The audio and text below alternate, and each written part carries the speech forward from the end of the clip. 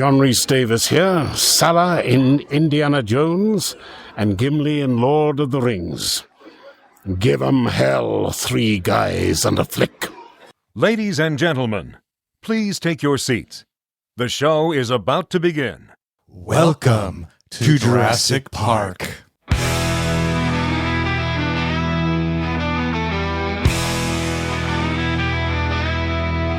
Three guys and a flick with Don, Ken, and John. Dive into the movies well after the dawn. From the good to the bad to the wildly absurd. They give a fuck about films. Their voices are heard. Welcome back. You are listening to Three Guys and a Flick. This is where we review the good, the bad, and the absurd. Tonight's episode, Jurassic Park. Beware, spoiler. Coming to you from the control center at Jurassic Park, my name is Don. Hey, where the fuck is everybody? I don't know. What's that little nerdy guy on the computer doing? I don't know, dude, but why are the lights flickering? Should we get out of here, you think? No, there's a big storm outside. I think we should hunker down here. All right, I'll ride along with you guys. I'll go get the ice cream. Oh, cool, bud. Thanks. And to my right, we have the comic book guy, John. Heidi-ho. And to my left, we have the professor, Ken. Hello, everybody. How you guys doing tonight? Oh, I can't complain. Why you not? certainly made that abundantly clear. Hey, man. I don't know what to tell you. How are you doing? I am doing great. Why is that? Because we just got to watch a classic film. It is, in fact, a classic film. Tonight, we are talking about Jurassic Park. Jurassic Park comes to us via the Bronco helmet and was submitted to us by Taryn Sierra and my man, Superman Tanker. So thank you both for throwing this classic Steven Spielberg flick into the Broncos helmet. We can't wait to get into it. $5. Oh, Yeah. I'm sorry. No. I shot my load. Too early. You prematured it. What about you? Are you about to premature too? 2.75. You're such Yeah, a liar. I know. He's a liar. He's kind of pissed because remember when I walked out, I said, I know what the average is going to be. He's like, oh, there's no mystery. Dude, there is no mystery. It's fucking Jurassic Park. Released on June 11th, 1993, Jurassic Park was directed by Sir Steven Spielberg. Screenplay by Michael Crichton and David Knope. Music by John motherfucking Williams. Based on the book Jurassic Park by Michael Crichton. And it stars Sam Neill, Laura Dern, Jeff Goldblum, Richard Attenborough, Bob Peck, Martin Fierro, B.D. Wong, Samuel L. Jackson, Wayne Knight, Joseph Manzello, Ariana Richards, and a bunch of other dinosaurs. How'd this movie do, Don? This movie was made for $63 million and brought in $1 billion. That's not too bad for a movie. Not too bad at all. Yeah, its original theatrical release, it was absolutely the number one movie. Brought in $338 million. When we talk about blockbusters of the 90s, it is up there, but it is not at the top. Of 93 or the 90s? Of the 90s. Blockbusters of the 90s. When we talk about blockbusters of the 90s, what is the number one blockbuster movie of the 90s? Titanic. Absolutely. $2.2 billion. Yeah, crazy. People love Leo. Leo. God, he's so young in that. He's so handsome. And number 2 is Jurassic Park with $1.1 billion. Nice. And then if you were to talk about what comes after that, what do you think it might be? The Matrix is in there? No. Are we talking the top 5, top 10? I'm talking about top blockbuster movies of the 90s. I didn't write down all 10, but Well, I'll give you number 3 and number 4. Steel Magnolias. that's the 80s, wasn't it? Oh, I have no idea. I bet it was late 80s. I bet. Okay, hang on. So Matrix wasn't in there, you said. 90s. Come on, man. Okay. You can do this. Thanks. I'm guessing there's a sequel in there somewhere. In the 90s? I don't know. Die Hard 2. Titanic, Jurassic Park, The Lost World. Lethal Weapon what? So Jurassic Park 3, was it 2? Yeah, it was 2. It was at number 8. Oh, wow. Good job, Spielberg. Give me 3 and 4. The Phantom Menace. Oh, duh. Yes. He's been trying to forget that one. Yes, it made $1 billion. And interestingly enough, number 4 was The Lion King. Oh, that makes total sense. Oh, yeah. Oh, yeah. Lion King was huge. Yeah, it made $968 million. Wow. That's fucking awesome. Yeah. Fucking awesome. Did you guys see this movie in the theater? You're damn right I did. Of course we did. Did you? Absolutely. How could you not? I just remember this movie blowing my mind. Absolutely. How can it not? Unless, I mean, I guess it couldn't if you were. Nobody had seen the likes of this before. No. It was jaw-dropping. Yeah, this movie helped change the game for computer effects from then on out, right? Absolutely. I mean, even today, rewatching the movie, when it gets to that one scene where we first see the dinosaurs, you still get that feeling. Yeah, and it's such a mixture of everything, right? This was kind of like a perfect storm. You have Spielberg, for one, you have Williams doing the score, and you have a dynamic cast who aren't blockbuster famous people, but they're famous enough, right? I love me some Jeff Goldblum in anything he does. Great addition. Sam Neill, I knew him from like The Last Omen and some of the other dramas that he's done, and I'm thinking, I don't know. But after you watch him as Alan Grant, I fucking love Sam Neill, right? Laura Dern, fantastic. Absolutely. And audiences had not seen anything like this before. The special effects combined with the music, you are just left slack-jawed. And it was the 800-pound gorilla that completely overwhelmed that summer. Who did the special effects? Well, Tippett, right? Yeah, but what company? Oh, is it ILM? ILM, baby. This is the one. ILM was doing computer graphics, and Spielberg originally wanted animatronics. And so he called on Stan Winston, the guy who did the Terminator movies, right? Famous special effects guy. And Phil Tippett said, or it's Dennis Muren, one of the two. I think it was Dennis Muren. He said, these animatronics are great. They look fantastic. But Stephen, let me show you something. And I think it was the Galapagos stampede scene. And Spielberg was like, fuck it. This is what we're doing. So Jurassic Park is actually part practical animatronics and a lot of CGI. And it was kind of the ushering in the era of less practical, more CGI. Well, it also had people in costumes and puppetry. Yeah. So it just combined all of it. Oh, yeah, right. Yeah. I was thinking, yeah, duh, but animatronics is different. No, you're absolutely right. You got a 2-hour movie and you have about 15 minutes of dinosaur time. What the fuck? Does it remind you of another Steven Spielberg movie? How can it not? Right? How can it not? Okay. We've done a couple of Steven Spielberg movies here, and we've probably had this conversation, but I can't remember off the top of my head. Professor, what is your favorite Steven Spielberg movie? Raiders. What is yours? Gotta go with Raiders. Raiders, yeah, and mine's Jaws.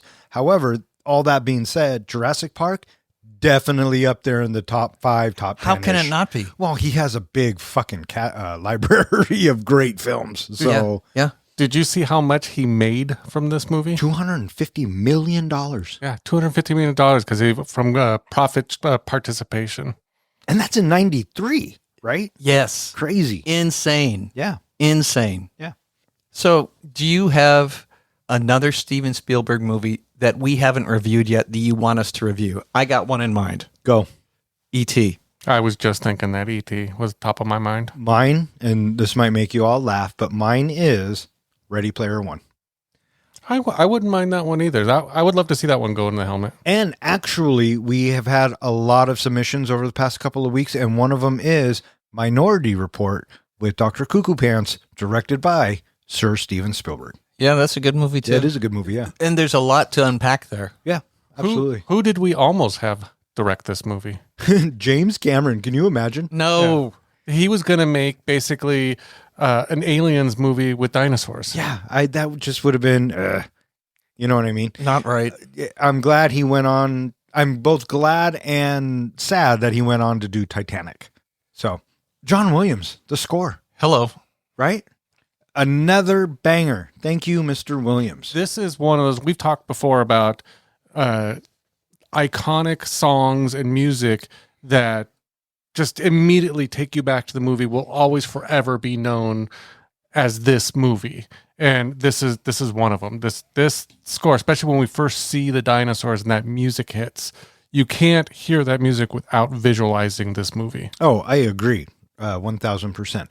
This is easily in my top 10 of John Williams themes. Yeah, and it's just so incredible. The swath of work that he's done. Star Wars, E.T., Jaws, Harry Potter, Superman. Oh my God, you hear all of those. Yeah, and what I like about John Williams is his themes really can carry a movie, and it just adds so much more.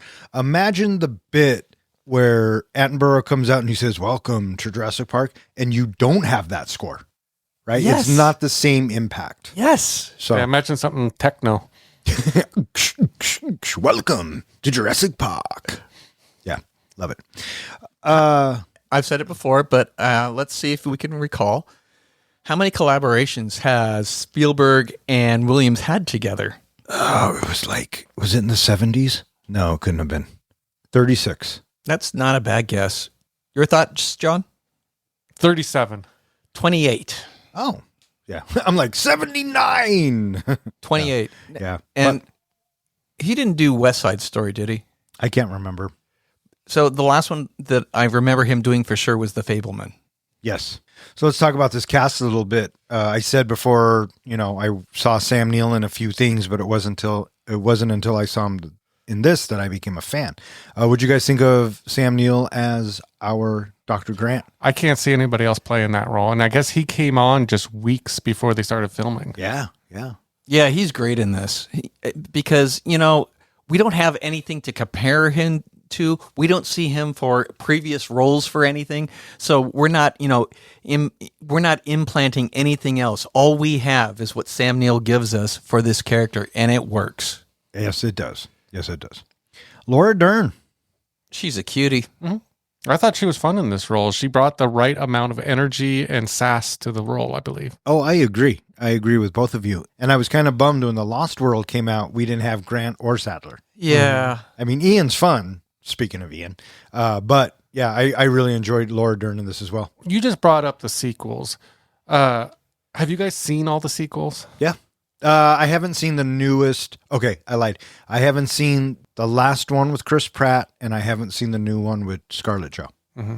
I've only seen the first Chris Pratt one, and I saw the Scarlett Jo one, and it's a great Jurassic Park movie. You know what you're getting into, and that's what it gives you. Nice. I think I've pretty much seen Jurassic Park 2 and then maybe a couple of the Lost World ones, but I never got into them. I couldn't get into them the way I got into Jurassic Park. Huh. Interesting. Because you've already seen the shark, right? Yeah. I mean, that has a lot to do with it and story.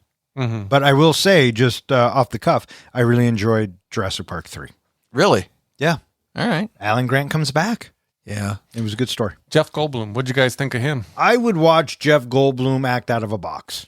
That guy, I am a huge fan of Jeff Goldblum. He was another late casting. Originally, they wanted Jim Carrey for the role. Oh, thank God that didn't happen. It would have been Ace Ventura as... It was not going to be Ace Ventura. And 93, that's all Carrey was. The Mask, Ace Ventura. Yes, but that doesn't mean that he couldn't play a more serious role. Well, I think it would have been you're goofy. fighting an uphill battle with me because I'm not a big Jim Carrey fan to begin with. So I, for one, am glad he didn't get the role. I thought Jeff Goldblum was great in this movie as well. Yeah, he was fucking great. I just never understood why they invited a chaos-tician to the island. Another opinion. Yeah, I know I guess it looked good. He had to get like 3 doctors to sign off on it or something, or 3 professors. Well, if we read the book, then maybe we'll find out why. Yeah. Did you read the book? I never read Jurassic Park. Okay. Did you read the book? No. Who the fuck am I? Neither did I, bud. Richard Attenborough. I only know him from The Great Escape. Yeah, that and this. Mm-hmm. I thought he was cast very well as Hammond. I believed it. I believed that he was that eccentric billionaire who wanted the theme park. He was meant to play this friendly character that even though he did some wrong choices, you still kind of love him and kind of dig this character. Where I guess in the book, his character was all about greed and was kind of evil and a horrible person. They went a different route, and I liked the fact that they made him so friendly, like everybody's grandpa. Yeah. Yeah. Speaking of being grandpa, what'd you guys think of the two kids? Well, before we get to that, did you hear who they wanted to play that role first? Who? Sean Connery. Oh, fuck. That another bullet dodged. They really tried, and he didn't want to do it. Good. I know you wanted him, Steven, but no. Good choice on Attenborough. I agree because, Sean Connery would have been a distraction. He would have been Sean Connery. Exactly. Yeah. No, a I distraction. I agree. You mentioned the kids. What do you think of them? I asked you first. I thought the kids were okay. The little boy, he did a good job. I thought the girl did a really great job. What about you? Oh, I thought they were great. Yeah, I really liked them a lot. I thought they were delightful. I thought that they showed fear and panic and anxiety fantastically. They are great in the third act. Yeah, and I love the little kid. He's fucking hilarious. Did you hear how the girl got her role? How? Her scream. That makes sense. Spielberg's wife heard her screaming and said, "You got to put her in this movie." Yeah, absolutely. Who else jumps out at Samuel Jackson, baby. One of his earlier roles. Hold on to your butts. Before Pulp Fiction. I say that almost every time I'll do something, right? Hold on to your butts. How many times does he say it in the movie? Twice. Mm-hmm. God damn it. I thought that was going to be a question. One of the interesting things is, did you feel kind of a chemistry between Malcolm and Laura Dern's character? Well, he's always on the lookout for the future misses. Ian Malcolm. Yes. Yeah, that's kind of how I took it. I'll say because of this role, they ended up dating after this movie. And I think they became engaged. Oh, there you go. Who else in this cast? Wayne Knight. Newman. Yes. Newman from Seinfeld. Yeah. Hello, Newman. Yeah, he was, I thought he played that slimy, get rich for yourself quick kind of character very well. He was easy to dislike. Yeah. And which is funny because I was rooting for the dinosaur in that scene. Yeah, he was the villain we got until they introduced the Velociraptors. Yeah. This movie was nominated and won 3 Academy Awards. I am surprised it wasn't more than that. I don't know, a dinosaur flick in 93. It won the awards. I mean, it should have, right? Best sound, best sound effects, editing. And visuals. Yeah. I mean, other than that. I guess the acting wasn't spectacular. I was mildly... Go ahead. No. For the Academy, I would agree with that. But for the movie, I thought it was spot on. I was mildly surprised that we didn't get John Williams in there. Yeah. Mildly. Yeah, I would think so too. Did you know that at the time of this movie, Spielberg was making another movie at the same time? Schindler's List. Yeah, so he was doing double duty during making this movie. Yeah. And so he goes on to win Academy Awards for Schindler's List, as a matter of fact. As a matter of fact. There you go. I'm curious to know, this movie came out in 1993. I have unofficially counted 5 movies that we have reviewed in 1993. Do you think between the two of you two knuckleheads could come up with 5 movies? I'm sure Don could. Tombstone. Tombstone is 1. Demolition Man. That's 2. Because we just did this for Demolition Man. Yep. Waiting? Nope. You said 5, right? I said 5. Okay. You got 3 more to go. Okay. Sandlot. That's 3. We only done the first Lethal Weapon. Fuck me. It is Far and Away. Far and Away, I did not see on the list. I think it's 94. No, it's 94. What are the other 2? The other 2 are Nightmare Before Christmas. That's right. And the other one is You Can't Handle the Truth. And I forgot that the last time we did it as well. I remember that. Yeah. And that's part of what made me count it up again, because I was curious to see if you would have gotten it. And I don't even remember reviewing any of those movies. Yeah, no one's expecting a lot from you, so thanks, buddy. All right, you guys ready to get into some trivia? Let's do it. I'm ready for some trivia. I don't know if you boys are ready for some dinosaur trivia. I'm ready to take a bite out of it. Nice. Question number 1. How many miles west of Costa Rica is Isla Nublar located? Don. 30. That is not correct. 27. 120 miles. You're off by 100, but you were closer than. No, I was closer. Very closer. Question number 2. What lunch is offered by Hammond to his guests during the tour? Oh, Don. Chilean sea bass. Point to Don. Question number 3. When Ian sees the water moving inside that gigantic T-Rex footprint in the mud, what does he call it? Oh, fuck. I don't know. The only line I know is, must go faster. I love that line. He calls it an impact tremor. That's an impact tremor. Yes. Yes, he does. Question number 4. How many pumps does Ellie give to get enough power to activate the main switch? Don. 3. That is not correct, John. Oh, fuck me. 4. 4 is the correct answer. It is 4. Yeah. I was going to go with 4, but I wasn't sure. I was going between 4 and 3. Yeah. Yeah. It's all about the pumps. Yeah, I can get away with 4 pumps. Can you? I'm done at 3. Oh, yeah, that's what I figured. What about you? Rodney Dangerfield, he has this one joke that says, my wife says, I am way too fast, but that can't be true because I don't know how you can build up that much speed in 45 seconds. Question number 5. As the Velociraptor tries to infiltrate the command center, Lex realizes that she can help because she recognizes the computer operating system. What operating system is it? Don. Ty. Unix. DOS? The correct answer is Unix. I thought for sure you were going to get that. I did one. too. I thought you because I saw your eyes look down. I thought you had written it down. No. I thought I saw DOS on the screen.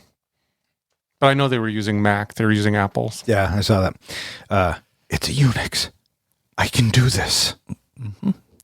So this week's trivia goes to Don. Well done, Don. Thank you. Thank you very much.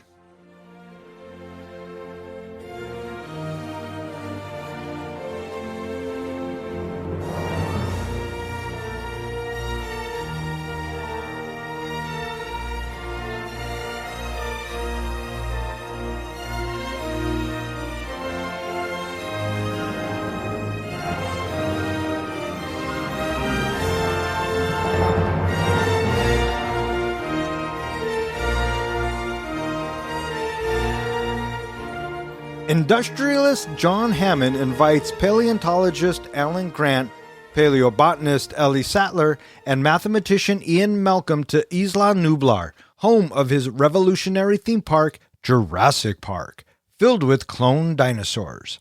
After a fatal velociraptor incident rises investor concern, Hammond brings the experts to evaluate the park's safety.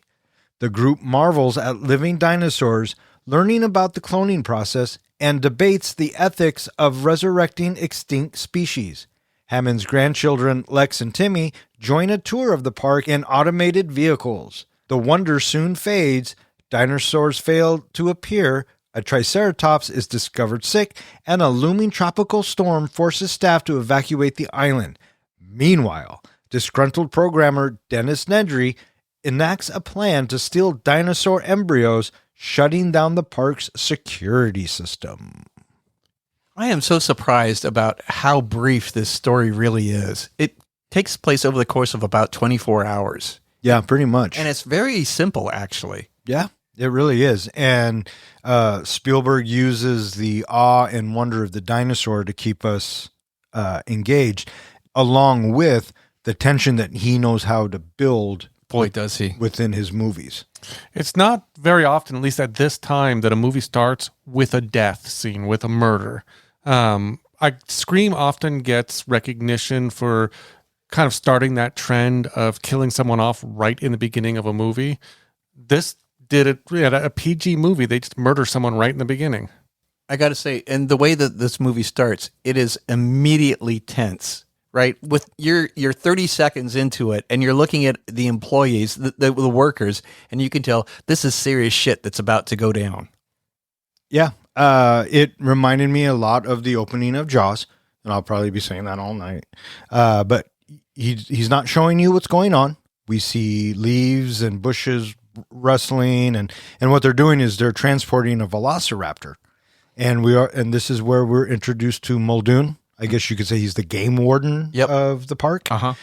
And the contraption that they built to transport these animals, I thought was fascinating. And it made sense, right? They open the gate and it's already in the pen, but the velociraptor's so strong, he bumps it, moves it, and there's that gag again that I love where you see a main character, but you don't see what's pulling them away, but they get pulled away. Yep. And you got Muldoon going, shoot her! Yeah, just again, seemed like a very violent opening for a PG film. I would agree. And the other part that sells us is the ominous music that we get as this is playing out. Absolutely. I love how we also have like the rain coming down. It's kind of bad weather. The fog, and the mist, the lighting, it's so dark. Yeah, the set decoration was absolutely It wonderful. just puts you at unease right away. Agreed.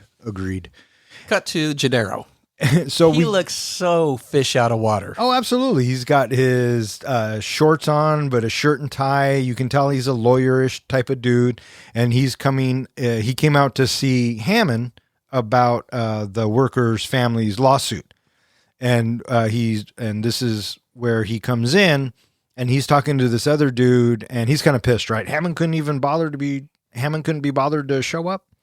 And this is kind of where we get the crux of it all without them really telling us what it is. We get the picture of they find the mosquito right in the sap, and that's a huge plot point that's going to come back. Yep. Next we meet Grant and Ellie, and they're on a dig in the Badlands. Who's the little kid? He's the kid from Nightmare on Elm Street. He was what's her name's kid? Freddy's kid, basically. And Joshua? Jacob. There you go, Jacob. buddy. We just reviewed the fucking movie. Do you know there's an internet theory about that kid Oh, fucking. in this movie? I would say hit me, but you're going to do it anyway, but don't be shocked if I fucking cut it. Basically, there's a huge internet following that believes he ends up growing up to be Chris Pratt's character in Lost World. That he is inspired from Dr. Grant. Oh. And then he meets him all those years later in Dominion. Interesting. And then he takes on some pets. Yeah, I guess so. But anyway, what'd you think of him and his interaction with the kid? I liked it. I liked how, Dr. Grant comes across as very old school, right? He's not good with technology. He's not good with kids. Hates kids. Yeah, he's good at digging up bones. And we were also introduced to Ellie, his counterpart, who kind of balances him out. Yeah, she's right? the yang to his yin. Yeah, absolutely. Did you not? I thought I felt chemistry between them. I thought they were going to be the two that end up together. They seemed like they were made for each other. Well, although he looks a little older than her. I guess at the end of the movie, it's implied. Yes. And we kind of figure out. Right, when you see him with the kids. Yeah. And because, I'm with you. When we meet them in 3 and they're not together, I'm like, what the fuck? She's got a husband and kids. Yeah. Whatever. So, yeah. But it's the aliens thing. The little speech he gives about the velociraptor and all that, I felt for me that was the foreshadowing of that's who's going to be our most dangerous dinosaur coming at us. Oh, sure. This movie is dripping with foreshadow.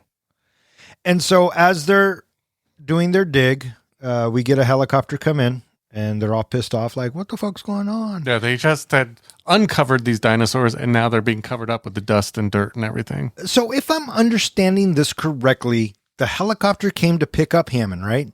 Mm-hmm. How does Hammond get into the trailer without anybody knowing when Grant walks by, there's all those people by the trailer? He must have run to the trailer.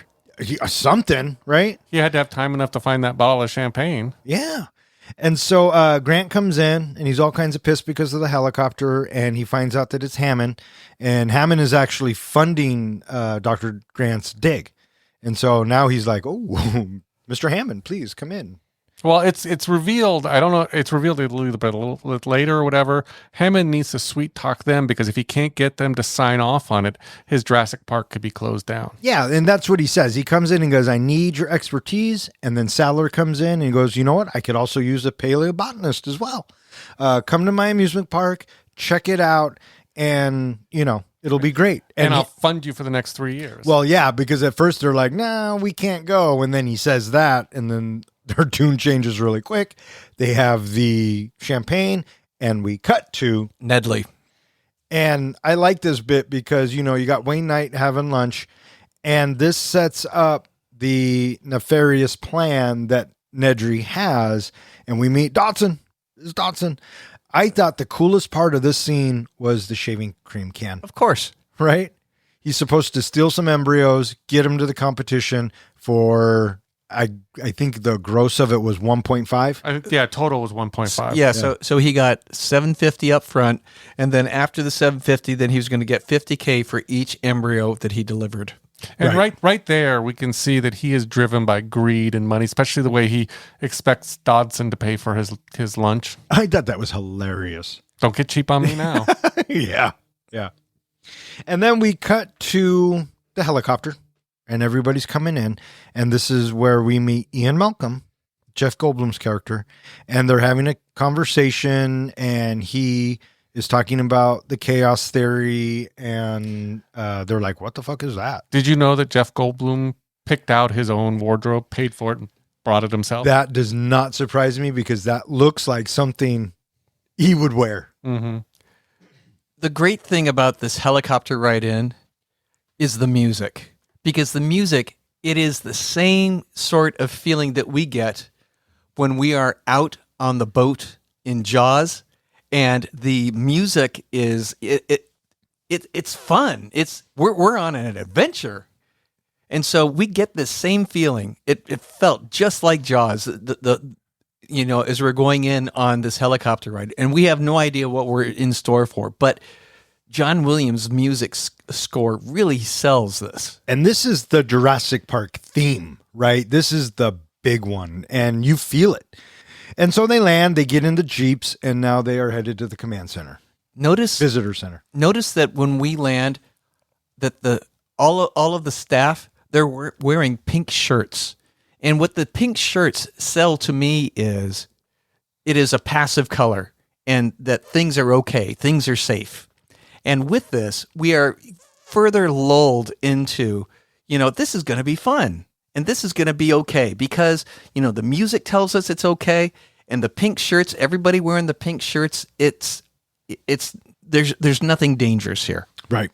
One thing I thought was interesting that Spielberg did is, I guess by the time they started filming, the sets weren't done yet. They still needed more work. So he had the people who were building the sets actually build the sets while they were filming, and it worked. It looked like a theme park that wasn't quite ready yet to open. Which I didn't get because they're days away from opening and you got people out there painting. What the hell? Sure, man. Last minute. Always, the deadline comes faster than you would expect. When the helicopter comes down, I love the trumpets that are playing here. It is just so bright and happy. Yeah. And so they're in the Jeeps, they're driving along, and Sadler's sitting in the front seat looking at this leaf. And that shouldn't exist because it's been extinct. And they pull up and stop, and Grant sees something. And oh my God, the music is so good here. This is it. This is the moment. And all of the actors sell it absolutely brilliantly, from Neil to Dern, even Malcolm, right? Because he's in awe, but he chuckles because he's like, God damn it, the dude did it, right? I can't believe he fucking did it. And we see dinosaurs. I felt like their reaction is what our reaction was watching the movie. Yeah, absolutely. Agreed. Yeah, watching the glasses shakily come off when he reaches over and he grabs Ellie's head and turns her head, and then the camera follows her up, over the top of the Jeep. And then we get that shot, and then the music kicks in. Dr. Grant, my dear Dr. Sattler, welcome to Jurassic Park.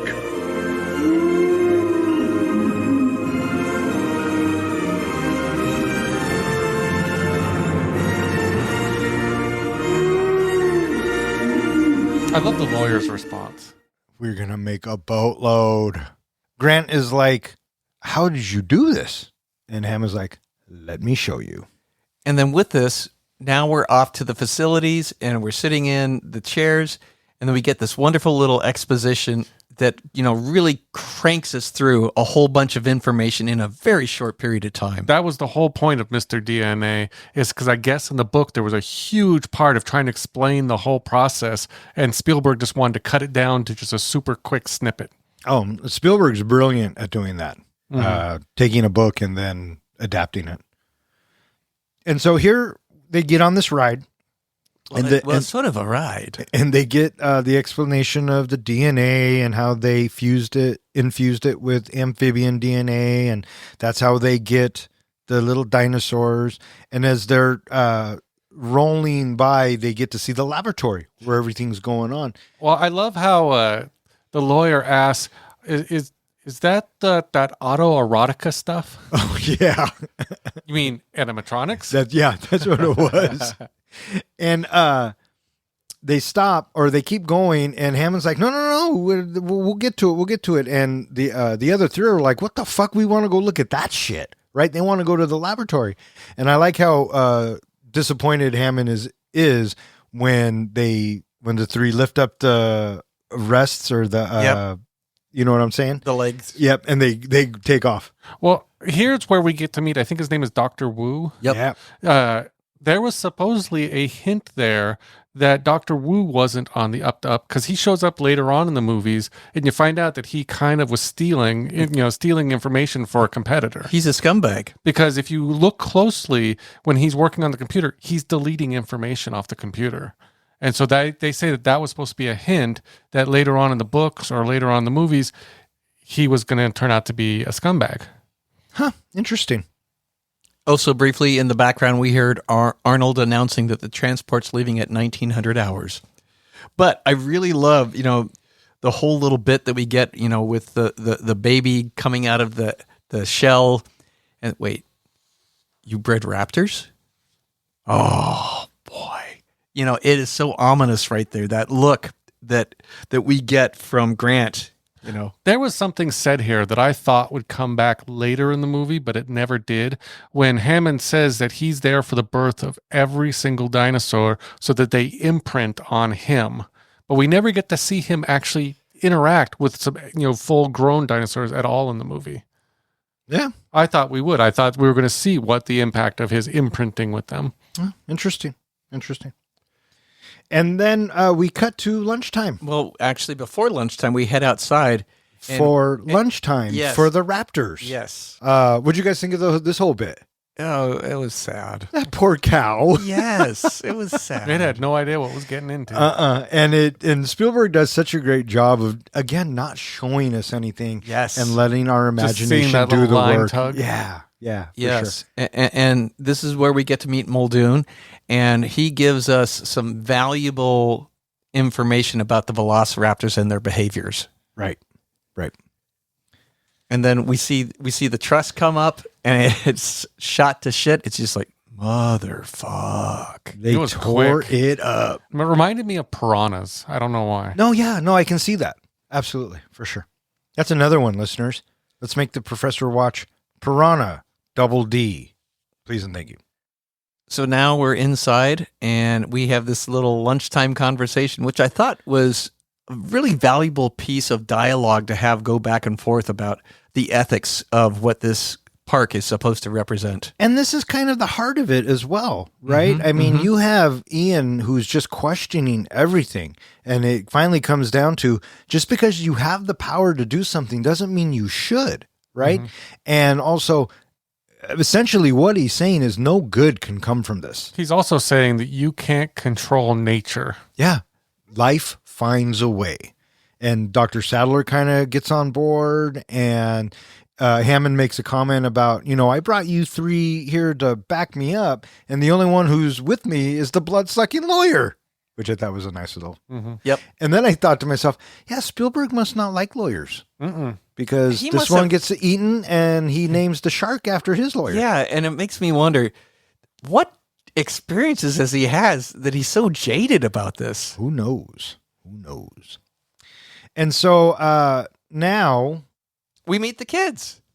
and they they run up, and we're told that we get to go on the tour, and we see these 2 Ford Explorers decked out in Jurassic Park colors roll up. They're It's the classic trademark. I mean, you see these, even the colors, and you think Jurassic Park. Oh yeah, absolutely. But the great thing about these kids is not only are we now, we got to see kind of this whole experience through adult eyes.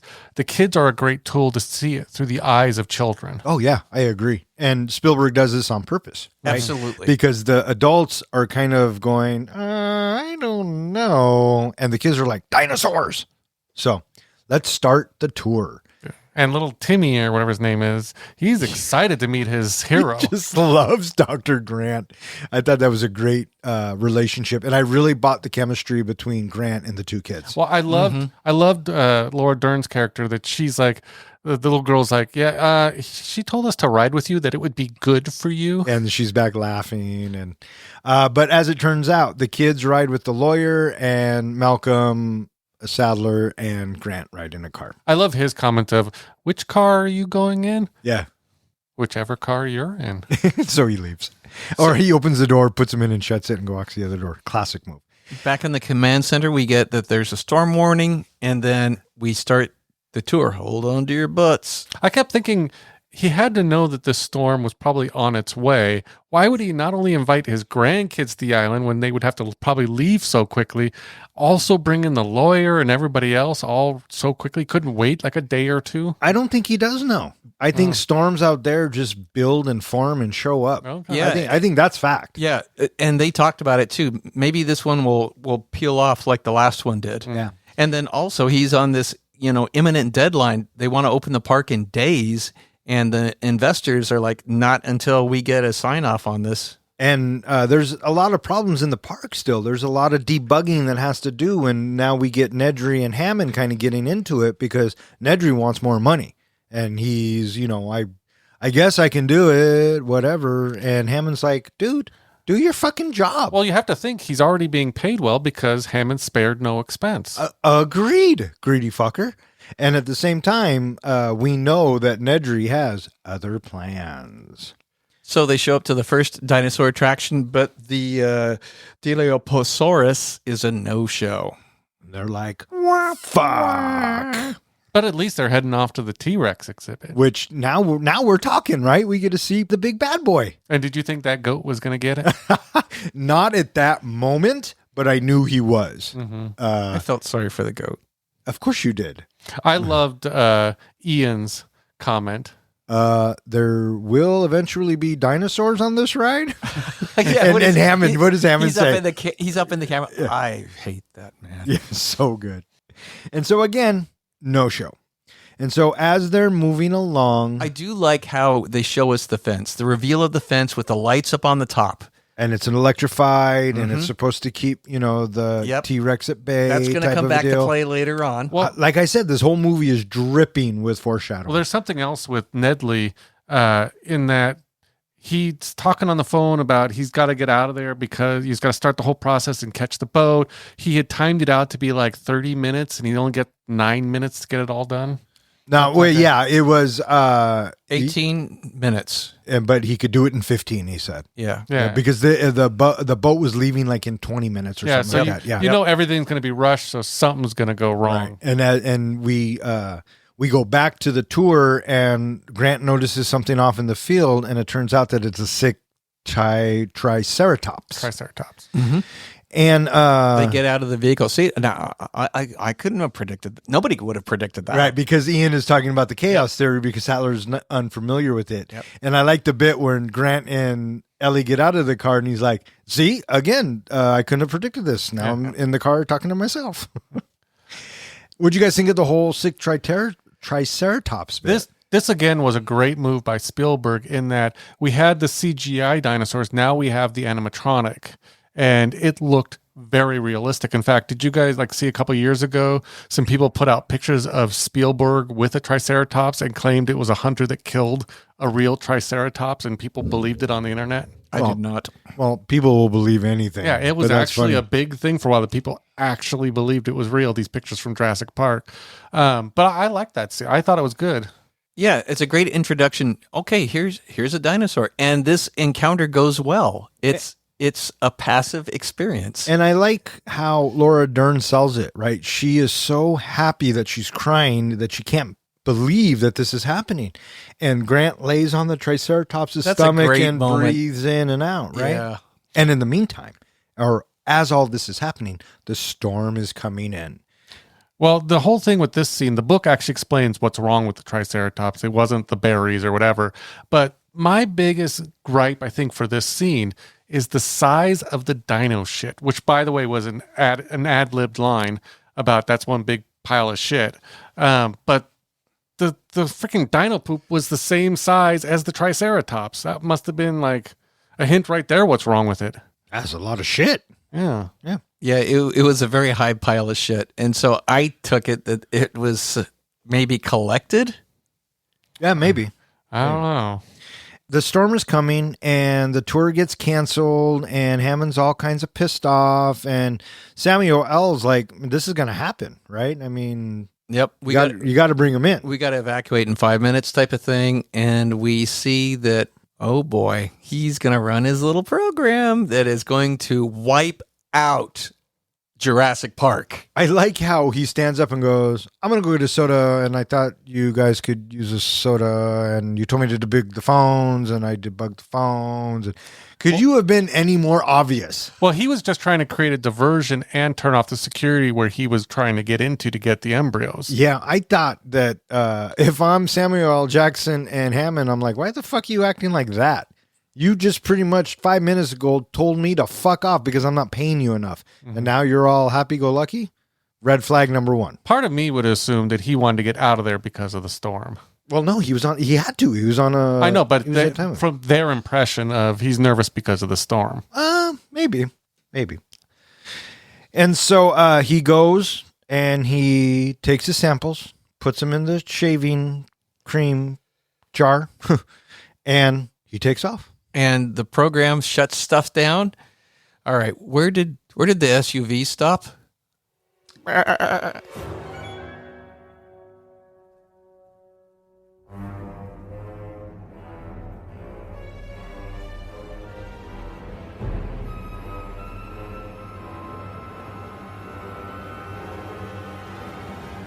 Nedry's sabotage disables the electric fences, stranding the tour vehicles near the T-Rex paddock.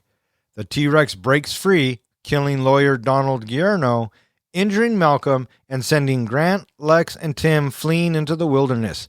Nedry, lost in the storm, meets his end at the jaws of a Dilophosaurus.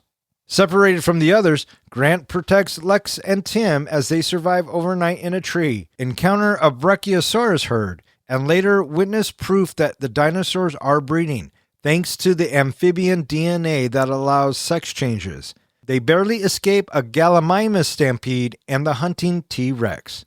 Meanwhile, Hammond and Chief Engineer Ray Arnold attempt a full system reboot to regain control. Arnold is killed by raptors, while Sattler and Game Warden Robert Muldoon discover the predators are loose. Muldoon is outmaneuvered and killed, while Sattler narrowly escapes after restarting the power. So it's this is kind of the jumping off point. This is what lights the fuse and gets us going for the rest of the movie. We're halfway through. This is just over an hour into the movie. The power is out. The tour is stuck at the T-Rexes. They don't really know what's going on. It's starting to rain. It's getting stormy. We find out that Sattler wanted to stay with the Triceratops, so it's Grant, Ian, the two kids, and the lawyer. And I like how Tim is searching through the car or whatever, and he finds those goggles. Mm-hmm. And the lawyer's like, put those away. I'm sure they're expensive. Are they heavy? Yeah. Then they're expensive.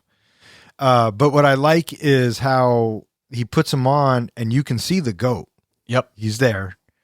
They cut away, do a little bit of this, a little bit of that. And all of a sudden, boom. Do you guys remember that in the theater? Yeah. Mhm. You could feel it. Yeah. Yeah. Yeah. You're thinking, oh shit. And then, Do you know what so they- smart, right? Do you know what they used to make those loud booms? Guitar strings. No, that was for the water. The impact tremor. The impact tremors. Oh, The loud piano booms of the strings? walking, they actually used falling trees. To make the water shake? No, to make the sound of the T-Rex Oh, walking. I'm the- sorry. of the I approaching. thought you meant what they used to The make impact tremors, yeah. Were the guitar water strings. shake. Yeah. Yeah. And here comes the T-Rex. This ushers in one of the most iconic moments in Hollywood history. They look over at the goat. The goat's gone. Where's the goat? And then the up Pieces above shot. of it falls. And then the leg falls on the SUV. Yep. Ugh. And here we go. Did you hear about the problems with the T-Rex animatronic? No. It soaked up a lot of water, so they constantly had to try to dry it. But because of the water, it caused malfunctions in it. And occasionally, while the actors were just standing around and the T-Rex was turned off, it would turn itself on and start making noises and movements and kept scaring the crap out of the actors. That would do it. And so the T-Rex is revealed.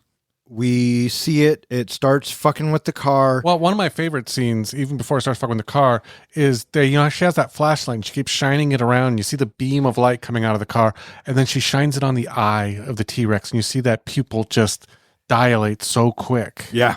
I don't know why, but that was one of my favorite scenes. Yeah, absolutely.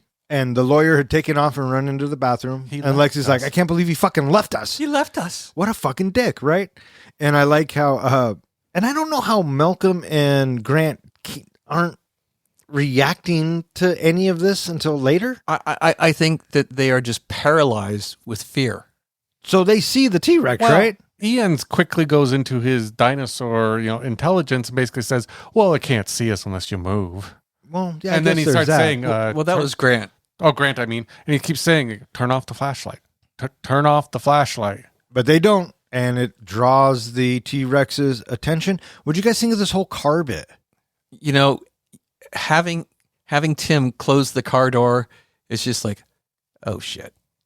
He's the T-Rex. He's not going to leave him alone now. And sure as shit, once he flips that over and he gets on the top and the mud starts coming in, you're like, motherfuck. It's super tense. And Grant's like, fuck, we gotta help him. We gotta create a diversion. So he takes a flare and runs out there. In real life, I guess he burned himself pretty badly with it. He got a bad burn injury Well, he played dumb games. with the phosphorus.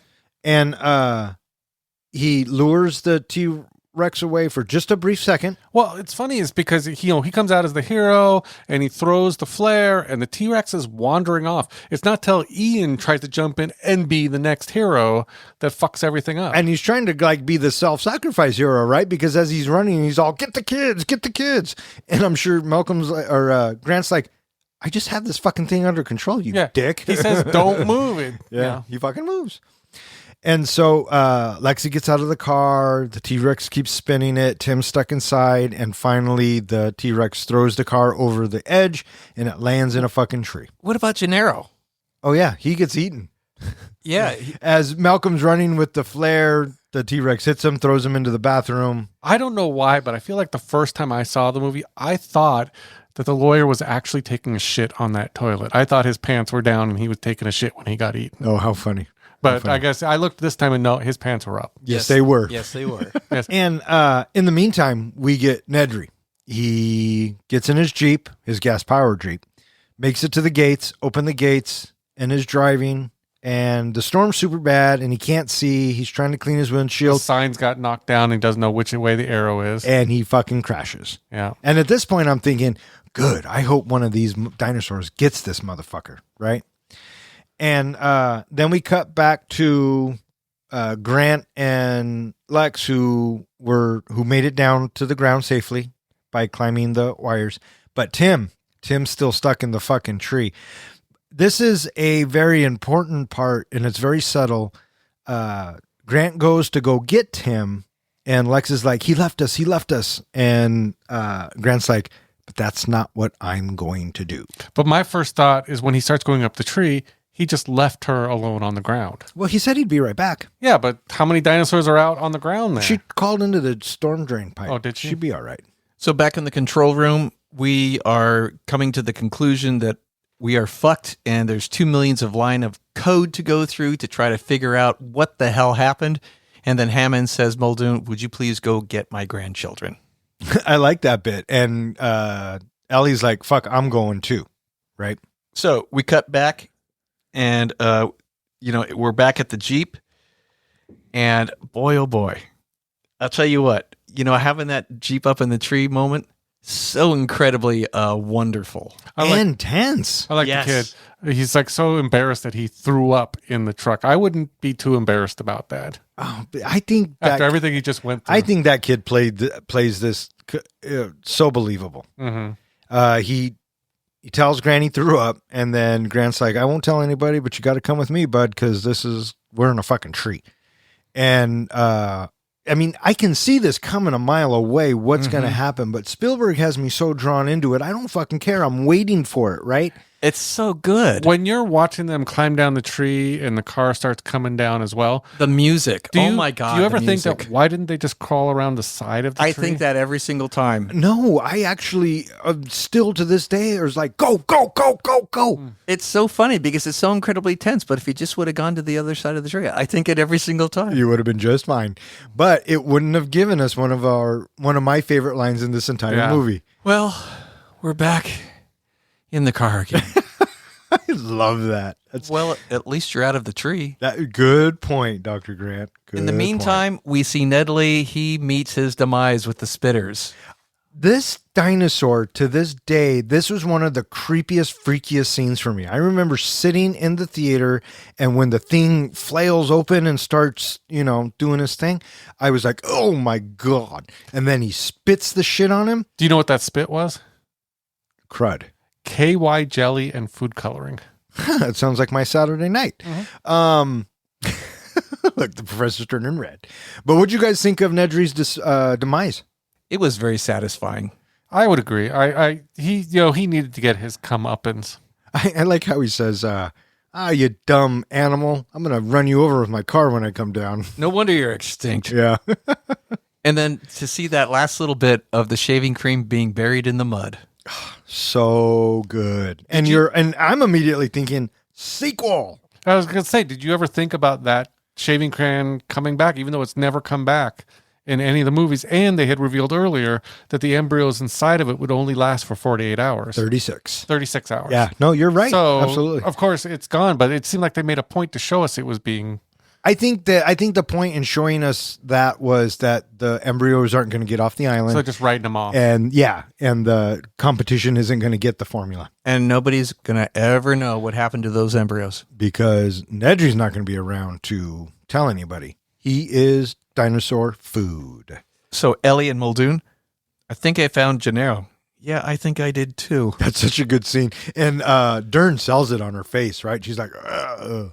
But they also see Ian, and Who's beat the shit. Yeah, but they can't find the other fucking car. Well, they're like, what the fuck? Ellie, she sees the car down below. Right. Cut to, now they're already down there. Mm-hmm. And I'm thinking, wasn't Grant and the kids just there? I mean, how did they really miss each other?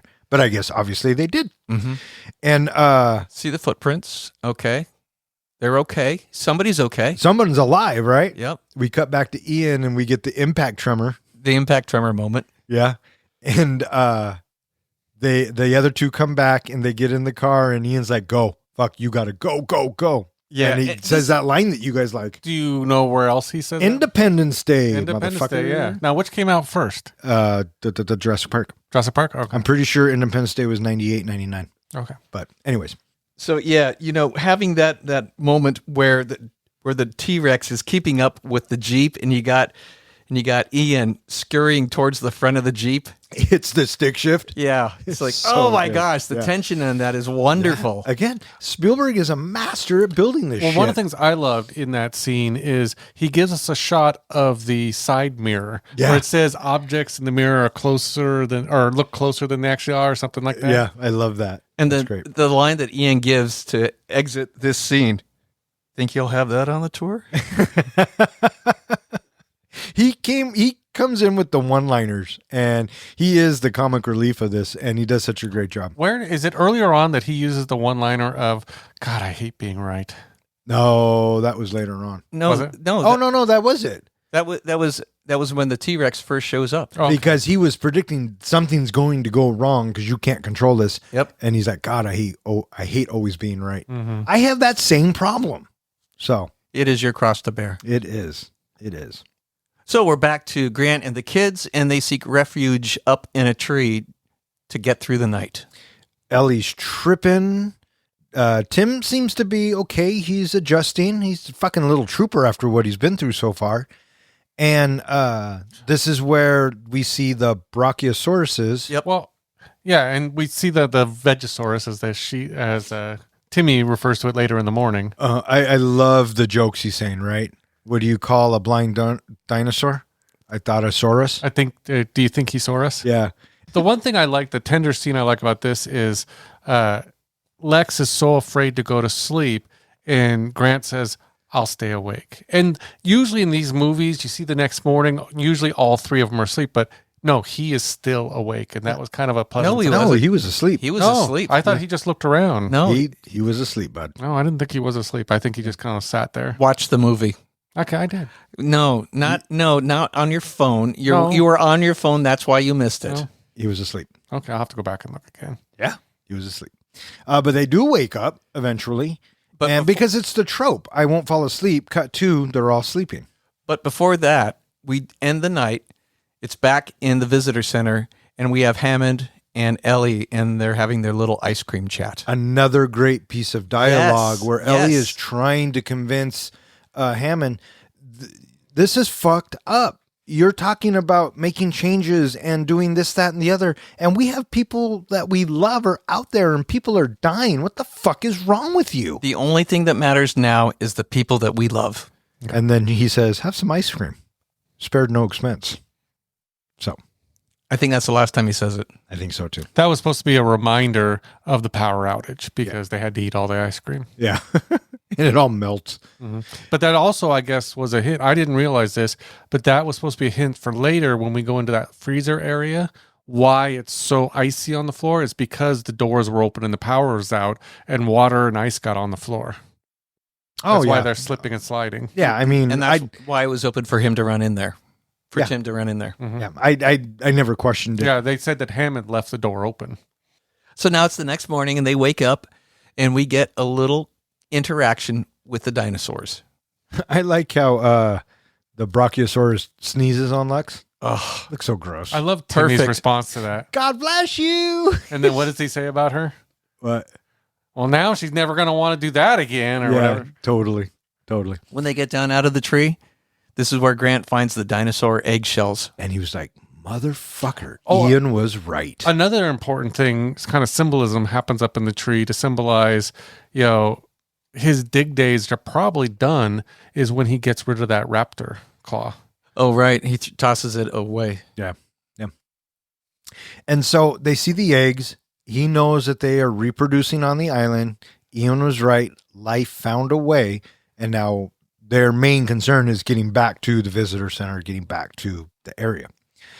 And we get this bit where we see the Galapagos. Not yet. Where do we go next? We go back to the control center, and Ian is laying there looking right sexy with that open shirt. Oh, It yeah. looked like something out of Playgirl. Oh, yeah. Give me some Jeff Goldblum shirtless any day of the week. That became I think a popular poster at the time. Did it? Yeah. Did you have it? No. Fucking liar. And so they're having this conversation, and they're going back and forth. Should we shut the system down or not? And what's his name? Samuel L's like, you can, but I don't know if it's going to work. Rebooting everything, theoretically, it should. We've never tried it. Right. And Hammond's like, do it. And so, there's another curious thing that's so briefly mentioned by Muldoon that I interpreted. It was the lysine contingent. And the lysine contingent, if I understand it correctly, is they need to be fed in order to keep the lysine from producing in their system, which kills them. Which means if nobody's around anymore on the island, then the dinosaurs should die off because of the lysine. Unless life finds a way. Right. Yeah. And so, hold on to your butts. number 2. I think is it a later movie that they reveal that the dinosaurs found it in the plants? They got enough lysine from the plants or something. That does not sound familiar. I thought that's what they reveal, something about the plants. They might have. I didn't. Yeah, who knows? Are you sure you're not recalling that from user 647 Jurassic Park? No. Okay. Just making sure. No. And so they shut down the power. Everything goes out. And we cut to Grant and the kids walking along. And this is where we get the stampede. Right, and they're moving like a flock of birds almost. Flocking right toward us. And what I didn't expect is as they watch the stampede go by and they're hiding behind the log, what I didn't expect was the T-Rex coming out. No shit. And Ellie is fucking traumatized, right? She's like, we gotta go fucking now. But who's not I traumatized? fucking love Timmy. So much blood. Grant has to come back and get him. I like it when Grant says, I'll bet you never look at birds the same again. Yeah, that's a great line. Great line. So Arnold is overdue. He's not back yet. He was supposed to go over there and turn on the main power. And they're thinking something's not right. My question is when he went out to do the power, he had to go outside where the dinosaurs could be loose. Why didn't Muldoon go with him? That's a great question. Totally. And so Ellie's like, fuck, I'm going to go. I like the moment right before she goes where Hammond, he's tending to Ian, and he says, love, all the major parks, they have delays. Yeah, but John, if Pirates of the Caribbean breaks down, the pirates don't eat the tourists. That's fucking great. And again, those little quips from Ian. And so Muldoon and Sadler head out to go start the power, and we're told you got to prime the ignition. You just can't turn it on. You got to pump it. You got to pump it real good. Here's some radios. Be on channel 2. Give it a little, nice talk. There you go. Talk nice to it. I see the shed. We can make it. Little tickle. Yeah. No, we can't. Why? We're being hunted. This might be one of my favorite scenes in the entire movie. Even though Muldoon gets it, it's still a great Her scene. run or his hunting? The hunting. Yeah. And so he says, run. And she takes off to the shed and he goes forward. The music right here is so great. Yes. And you see a little, because he spots a velociraptor and they're just baiting him, right? We don't know this as the audience because that reveal is wonderful. When she gets to the door, goes inside, slams the door and all that, and you see just fear and terrified on her face. That was really, Laura Dern was really scared at that point. Yeah. And it shows. And I bought it and I fucking loved it. We cut to Sam and the kids. They're now at the electric fence. Who didn't see this coming? All I can say is this poor fucking kid. I love the tension that they had built. They're climbing up and we know that this power is about to go on. And they even show us on the thing that it's the last one to light up. Yeah. And again, they're building the tension and the suspense. I like the bit where Grant goes up, looks at him, grabs onto the thingamadoodle, the fence, and pretends to get electrocuted. If you look at Lex, she screams, but Tim hides his eyes like he doesn't want to watch this. I love how it's so good. She goes, "That's not funny," and Timmy's like, "Yeah, it was." He was like, "That was great." So now they got to climb, and again, we know this is coming. The funny thing is looking at the gaps, in the wire and everything, I could see how Grant couldn't fit through. But especially Timmy, he could have fit through that fence. Maybe, or if you climb a little bit fucking faster. How about that? Yeah. As soon as that alarm goes on, fuck that, I'm jumping. But so right after, that was not funny. That was great. Now we're back to Ellie, and she's at a dead end, and Malcolm says, no, look at the pipes along the top, follow the pipes along the top, and that'll take you to it. Back to the fence, and now it's like, take your time. It's okay. and they're just plodding along as they move their way. And the camera swing that we go underneath the fence is so fucking beautiful. Yeah. And then we go back to the shed and she pumps the primer I see the box. and she starts hitting shit. And like you said, John, they have the list of all of the things that go back on. And they highlight the fact that the fence is the last one. Yeah, absolutely. And now we're back to the fence and we see them and they're going over the top now. And the last 20 minutes of the movie is so fucking intense. Absolutely. But I just love it because, because there's, there they are. And he's like, take your time. There's no rush. I just love the camera work here. It is so good. And then we cut back to the shed. Another thing going on. We cut back to the fence. They're climbing down. Okay. We cut back. You got to pump it. You got to prime it. Yeah. And so, right? So she does that to get the charge, and she does. And now the lights and the beeping happens on the fence. And that's when you're like, fuck that. Mm-hmm. And you can see the other two are pretty much down, but here's Timmy that's still halfway up. Yeah. He's way the fuck up there. And Grant's like, dude, you got to jump. I'm going to catch you. You're okay. And he's like, no. And he's like, you got to. And then he turns around and he says, okay, I'm going to jump on 3. 1, 2, bzzz, and he goes flying back. And luckily, Grant catches that motherfucker. Yeah. And I like, and then we cut back to the shed, and she's like, yes, I fucking did it. And then, I think we're back in business. boom. All I kept thinking was this was a fence that was meant to stop a T-Rex from getting through it. So it had to be, I mean, it said 10,000 volts or something like that. Wouldn't the kid just be a fricasseed? Wouldn't he be deep fried at this point? Yeah, he would really be dead. Are you happy now? I'm just thinking he would have been zapped pretty good. No, he would have been dead. There's no way he survives this. He was not breathing, but I just thought he'd be all burnt up, a little burnt corpse. Yeah. So we have to suspend our disbelief just a little bit in this bit. Mm-hmm. And so back at the shed, Saller's getting attacked by a velociraptor. She backs up and, the arm. Arnold's arm. Yeah, so good. I think if they ever do another future movie, I guess the last one was supposed to be a final one, at least of the Lost World series. But if they don't, they could bring him back one arm, like a mechanical arm. He could be like a Bucky. He's taken refuge on the island all this time, and he's kind of like John C. Reilly's character from King Kong, Kong Island. Maybe he's Skull Island. Maybe he's got like an ice cream scoop for his other arm. I like it. I like where you're going with that. So now we're with Muldoon, and he's hunting. Oh, wait, he's being hunted. So good.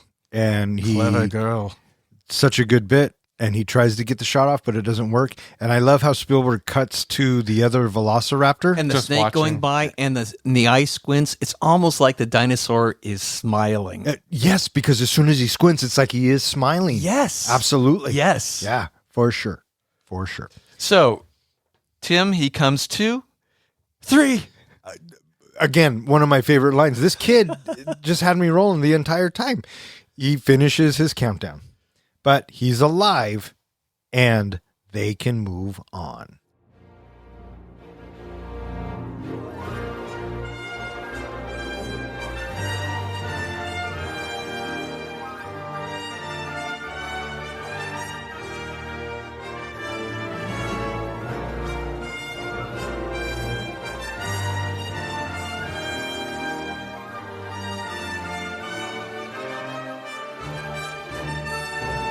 Grant, Tim, and Lex reach the visitor center, but the velociraptors are waiting.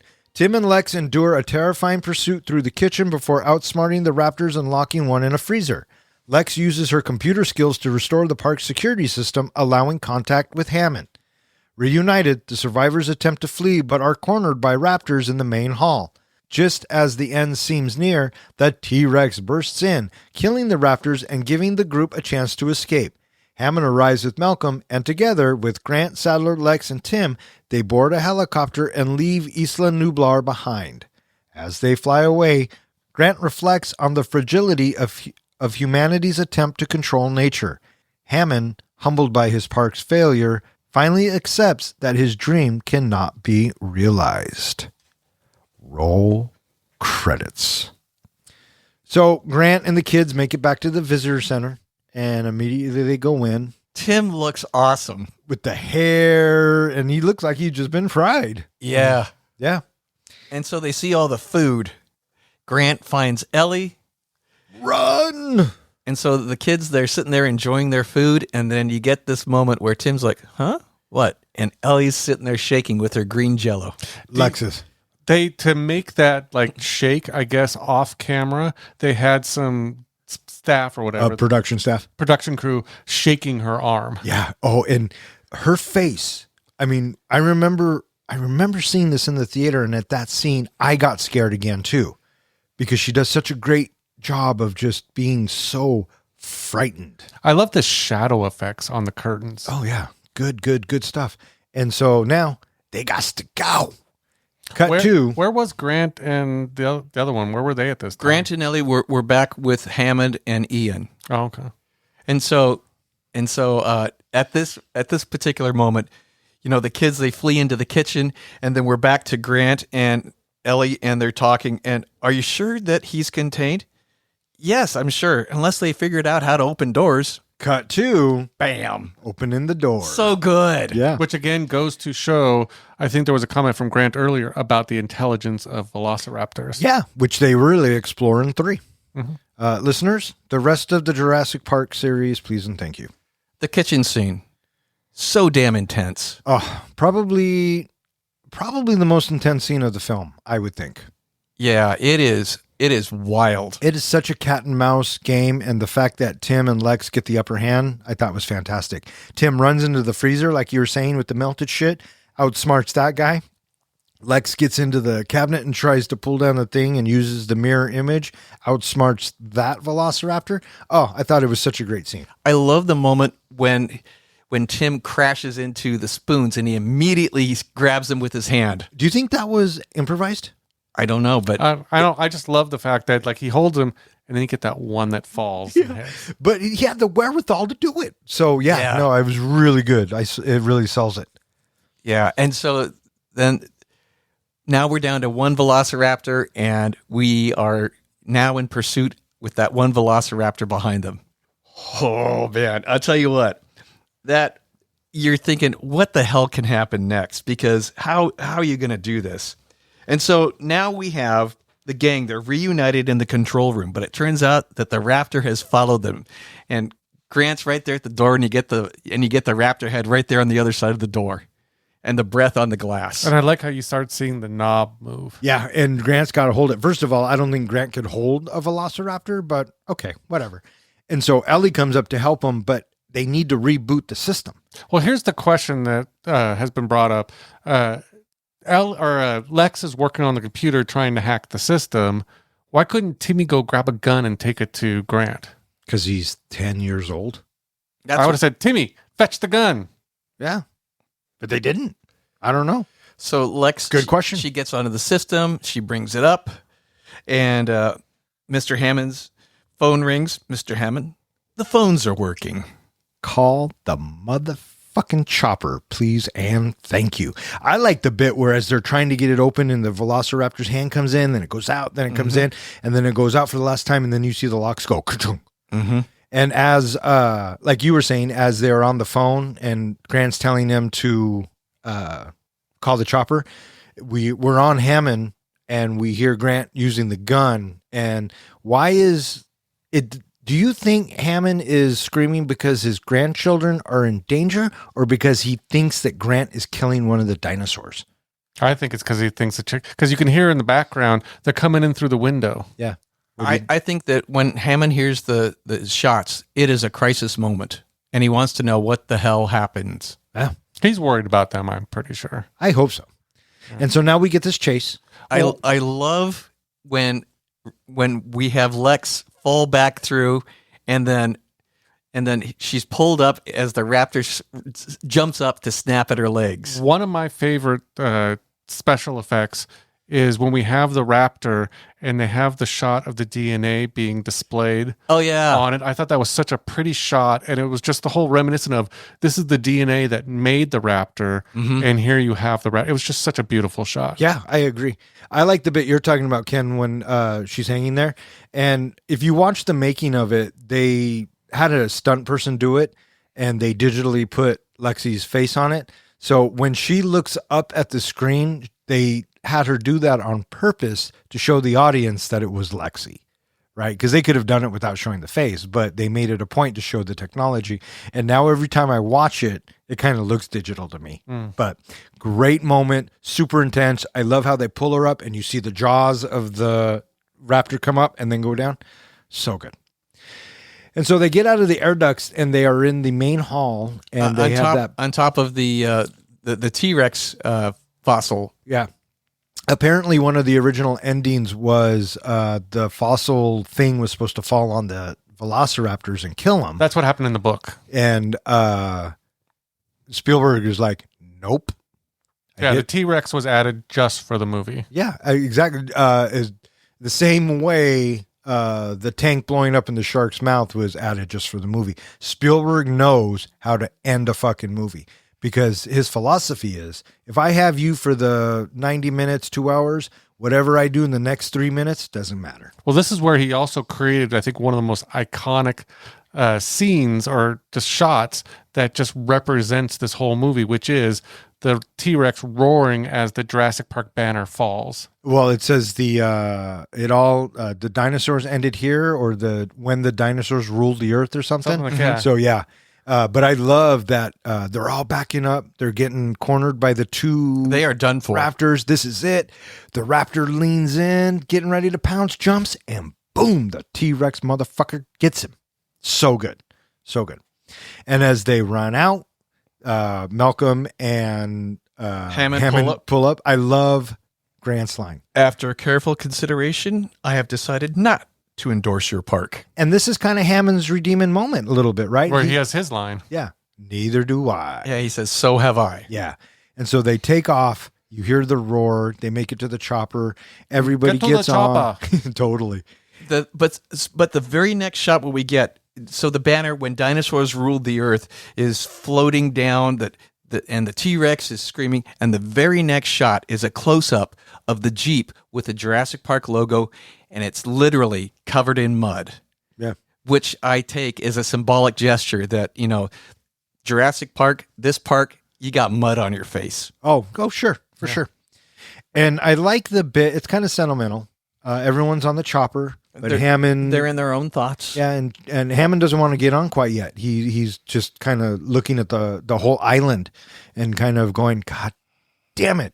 Because he kind of thought back to the conversation he has with Ellie about the fleas and the flea circus, right? Mm-hmm. And Grant comes in and puts his arm around him and says, it's okay, it's time to go. And they take off, and this scene kind of completes Grant's story arc. Yep. Mm-hmm. The music builds. And he's sitting there, and both the little kids fall asleep on his shoulder. Ellie's smiling, everyone's smiling, and then they look out the window, they see the birds. Which is the symbolism of the dinosaurs becoming birds. Sure. This is what Grant had talked about earlier. Yep. And the piano theme. Mm-hmm. It's the Jurassic Park theme, but it's just the piano. It's so... tender. Thank you. It's very tender. And what I just noticed watching it tonight, and I don't know, maybe I'm overthinking it like this guy does, but... when we watch the chopper leave, it starts on the left-hand side of the screen. Oh, and it moves to the right. And it moves to the center. Yeah. And as soon as it hits the center, the music crescendos, and it says, directed by Steven Spielberg. Mm-hmm. So in that moment, Spielberg wants everybody to know that he just fucking did this. So. He took, a 4-year break after this movie? After this and Schindler's List, I believe it was one of the longest breaks he's taken from directing. I'm not sure, but at the time. Yeah. And he goes on to do The Lost World, which I don't think he really wanted to do. He's not huge on sequels unless your name is Indiana Jones. But the only reason he did it was because he didn't want people shatting all over his Jurassic Park. Yeah, in which he kind of... We'll talk about it when we get to Lost World. There you go. There you go. And that was Jurassic Park. All right, what do you guys think? You guys ready to rate this flick? I'm ready to rate this flick. How about you, Johnny? Are you ready to rate this flick? Ready? I spared no expense. Hey, Professor, how do we do our ratings? We do our ratings on a scale of 1 to 5 fucks. 5 fucks is a movie that we think is cinematic gold, like this one.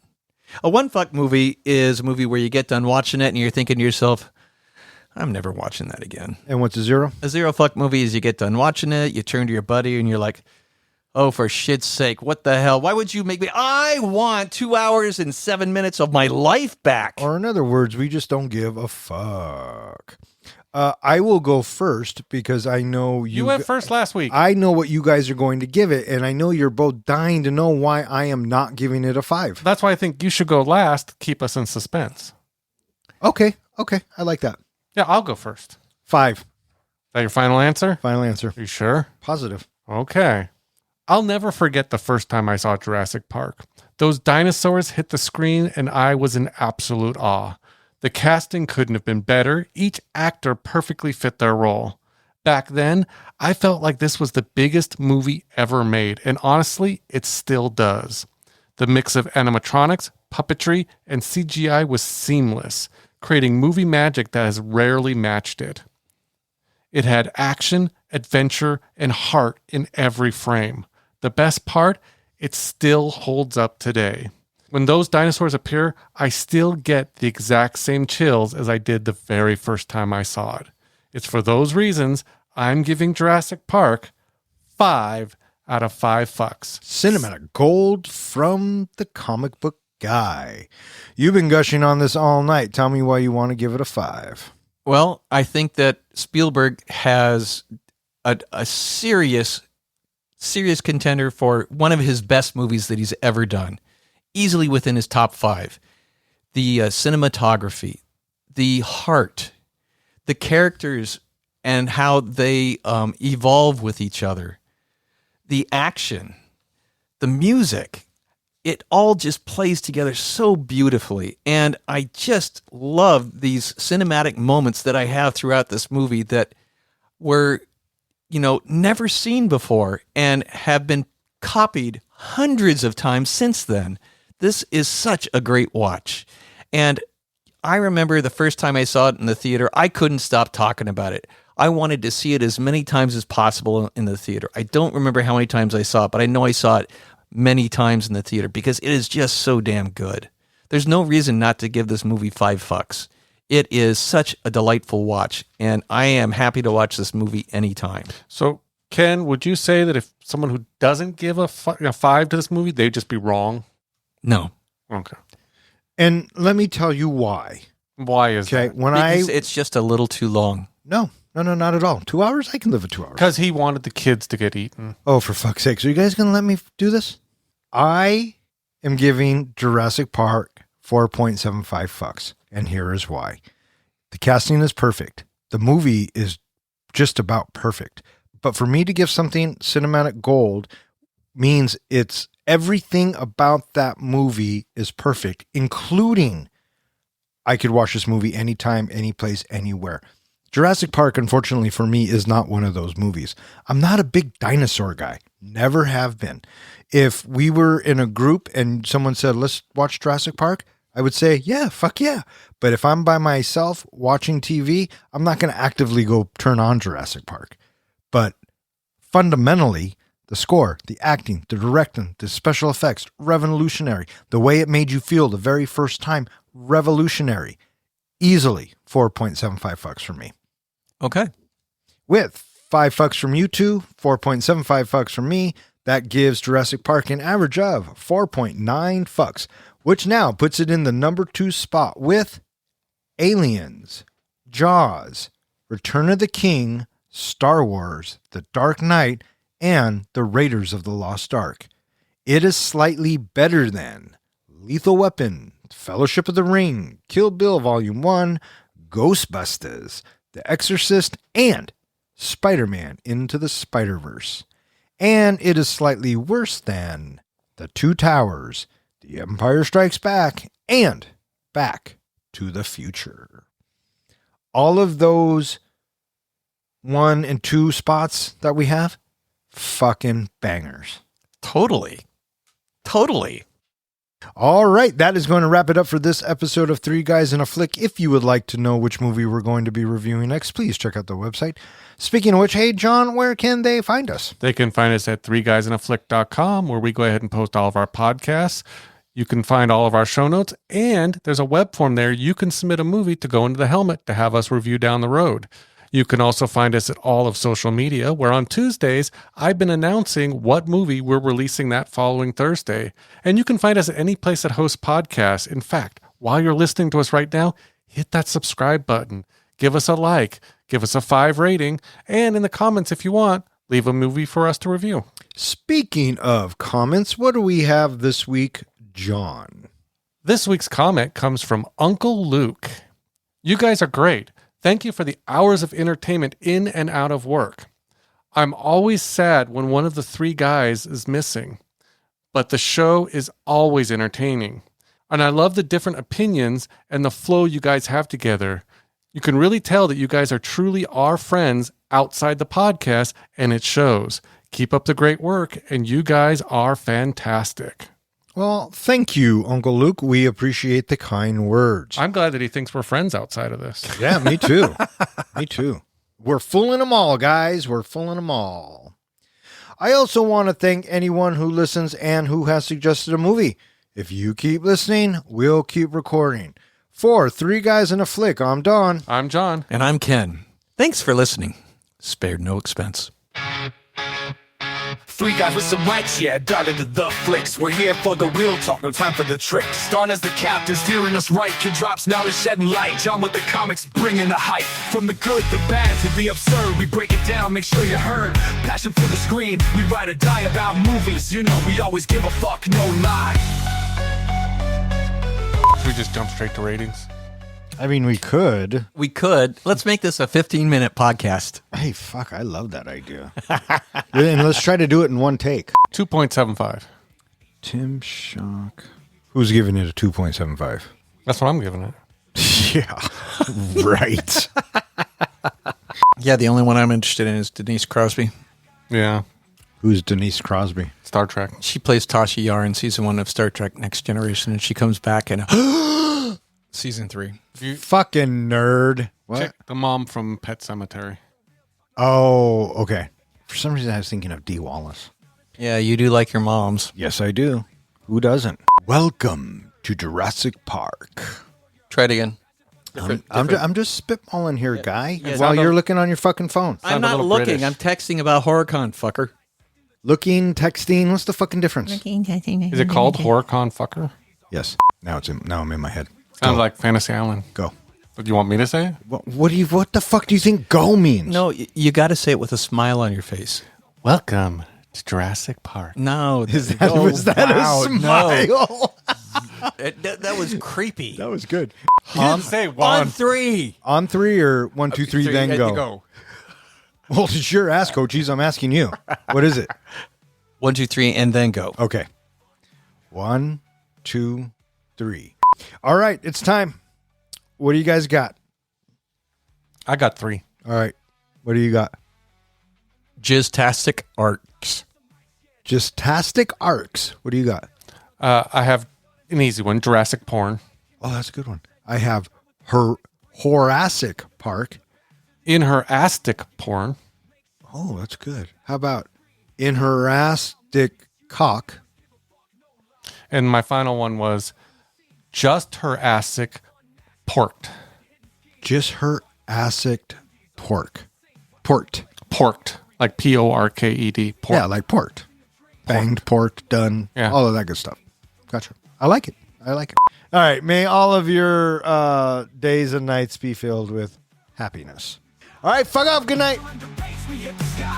Tune in for the thrill, catch the vibe. As 3 guys in a flick, keep the passion alive. Fuck